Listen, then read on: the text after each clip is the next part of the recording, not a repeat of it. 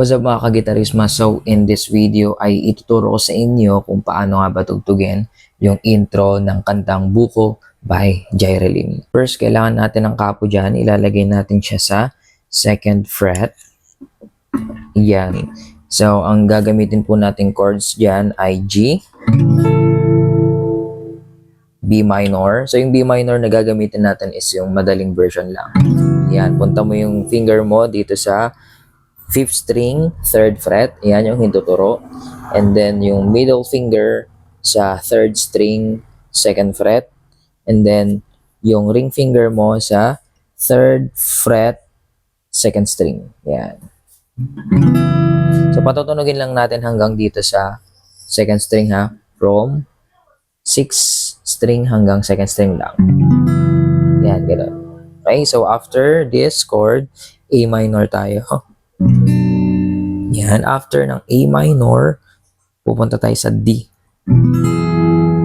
Pero take note, sa gagawin nating intro, hindi natin pipindutin ng buo yung bawat chords. Okay, so piling chords lang or piling mga notes lang yung pipindutin natin sa intro natin. Yung first part, dito tayo sa 2nd string. Okay, focus tayo sa 2nd string, yung kanyang lead. So let's start with open string, 2nd string. And then 1st fret, 2nd string. And then gamit yung pinky finger, ito, punta ka sa 3rd fret, 2nd string. Yan, isa pa.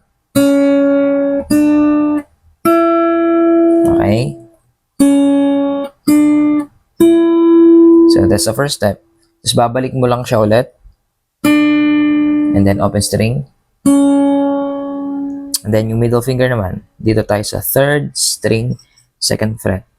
Okay? Before that, open string muna natin. And then, tsaka tayo pumindot sa 2nd fret. Yan, isa pa.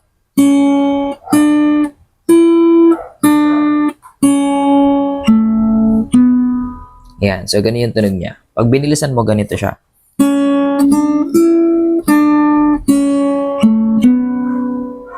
Okay?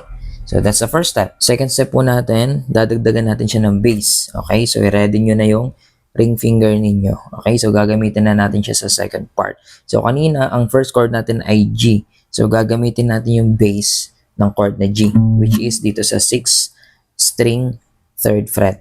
Okay? So, pindutin nyo na yan. Ready nyo na yan. 1, 2, 3, go. Yan. So, pagsasabay natin siya. Pag napindot mo na ito, yung 3rd fret, 2nd string, sasabay siya dito sa bass ng chord na G. Yan. So, ganun. Ulitin natin. Yan.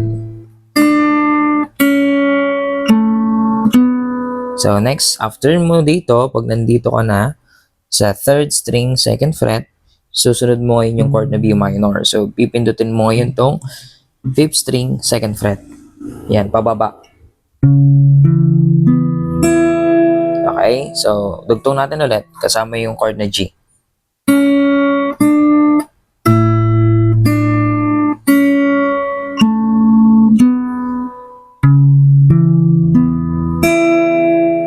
Yan, so sana nasundan nyo. Bilisan natin.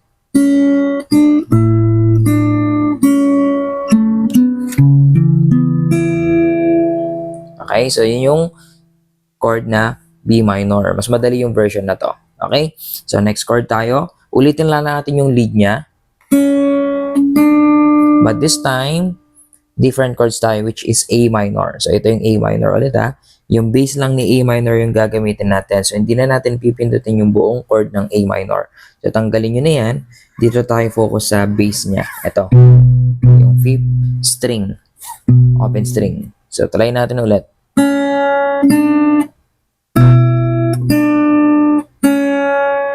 Yan. So, ganun siya. Yan. So, sabay ito. Pag nandito ka na again, ang sasabay mo naman na bass is yung open string ng 5th string. Yan. So, from the top tayo hanggang dito. Okay, subukan natin. Balik tayo sa chord na G.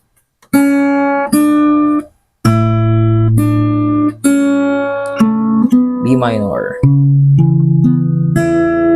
A minor. Yan. Tapos next step, after that, yung after nito, dito tayo sa third string mag-focus. Open string. And then, second fret. Yan. Isa pa.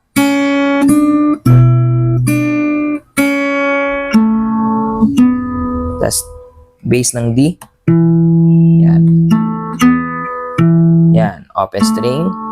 Second fret. Bass ng D. Okay? Yung fourth string ha. Fourth string. Ito. Ganun. Bilisan natin.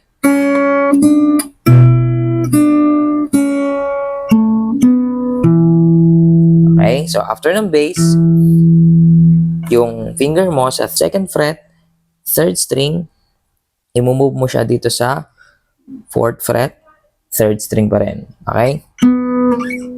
Tapos babalik, tapos open string. Yan. O, bilisan natin. Back from the beginning.